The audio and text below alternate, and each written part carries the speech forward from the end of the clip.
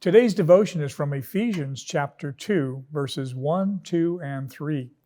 Only 3 verses, but there is a lot of information packed into them. These verses refer to the former life of many and the present life of all others, the spiritually dead. Now, verse 1, "And you were dead in the trespasses and sins." This death is caused by ourselves, our trespasses and sins. What do these terms mean? The Greek word for trespass means to slip or fail, and the Greek word for sin means failure to hit the target. Together, the idea is a failure to hit the target of life, failure to hold to the right road, and failure to make life what life was capable of becoming. And these failures describe each and every one of us. The spiritually dead have all the marks of the physical dead. They have no sensibility. They are unable to renew themselves spiritually. They are cold to the touch of God. And they have progressive corruption of their heart. They grow colder and colder and are unreachable. Now, verses 2 and 3. I'll be breaking these into several parts to help better understand them. But please remember that they are all tied together with verse 1, and they describe the conditions and the causes of the spiritually dead. Verse 2, the first part, "In which you once walked, following the course of this world." The idea of a dead creature walking, or the walking dead if you prefer, is that they only regard things seen or that are temporal. They have no regard for God, and a future life makes no sense at all to the spiritually dead. The course of this world, it would be better to understand this as the age of this world, and the world has had many ages, but it's still the same world. And each age has its own peculiar drift or tendency, and it is a force for good or for evil. Now, a good secular description for an age can be found in the beginning paragraph of the novel A Tale of Two Cities, written by Charles Dickens. If you remember, it begins as, "It was the best of times, it was the worst of times." And it goes on in that paragraph to describe the age, and you may see some very strong similarities to today. Now, the second part of verse 2, "Following the prince of the power of the air." The prince is, of course, the devil, Satan. He is also called the god of this world in 2 Corinthians chapter 4, verse 4.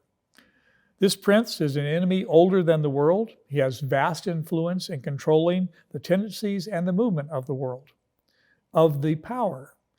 Right there, that alone describes or implies that there is a government, a group that this person, Satan, is prince of. And since evil is divisive, this prince must be mighty in power to keep all of the subordinate demons in unity and doing his work. Yet this prince of Satan is dependent on God. It seems hard to believe that he has all this power, yet God grants him that power. And he is being used as an instrument or a tool by God for his will and his purposes, God's glory, not Satan's. Now, the phrase "of the air," that might be better understood as when we say something is in the air, something unseen and yet real, surrounding the world of men, like the air that they breathe, near, active, and mighty. The third part of verse 2, "The spirit that is now at work in the sons of disobedience." This spirit is not a personality, but an influence. And the prince, Satan, the devil, is undoubtedly the principal representative of this spirit. Now, he's the original source of it. He breathes it into his subordinate demons. They breathe it into men under his direction. And when they find a receptive mind and heart, those men become the sons of disobedience. And when I say men, that means women as well. These sons or daughters are the unclean progeny of this principle.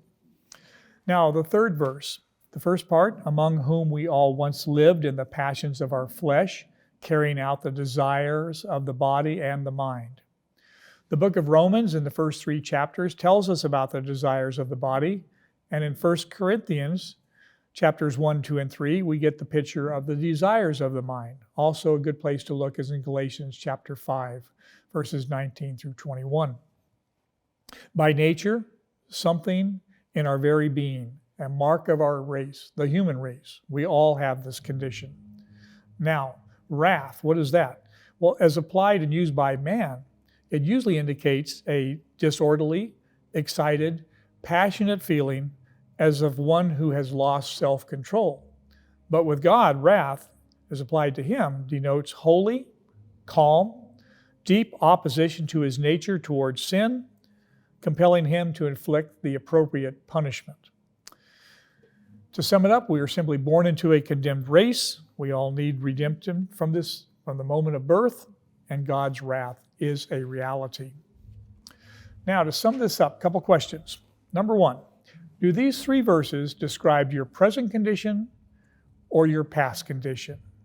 If it's your present condition, may God grant that your present condition becomes your past condition and that you will be through with this hard death sentence forever. Now, question number 2, do these 3 verses describe your past condition? If so, know that Christians are to oppose the course of this world. Why? Well, we have at least 4 different references. Romans chapter 12, the 2nd verse, 1 Corinthians chapter 2, the 12th verse, Luke 16, the 15th verse, and Galatians chapter 1, verse 4. I encourage you to read those verses. Romans 12:2, 1 Corinthians 2:12, Luke 16:15, Galatians 1:4. Now, how do we do this practically? Well, we use the world's lawful callings and occupations. We honor the true principles that they hold, those that honor truth and righteousness, and we rely on the strength of our faith in Him who has already overcome the world and who has promised us that we will conquer the world completely. We can find that promise in 1 John chapter 5, verse 4. Thanks for watching today. I hope this has been encouraging to you, maybe a little discouraging, but that there is a remedy and as faith in God. Thank you for watching.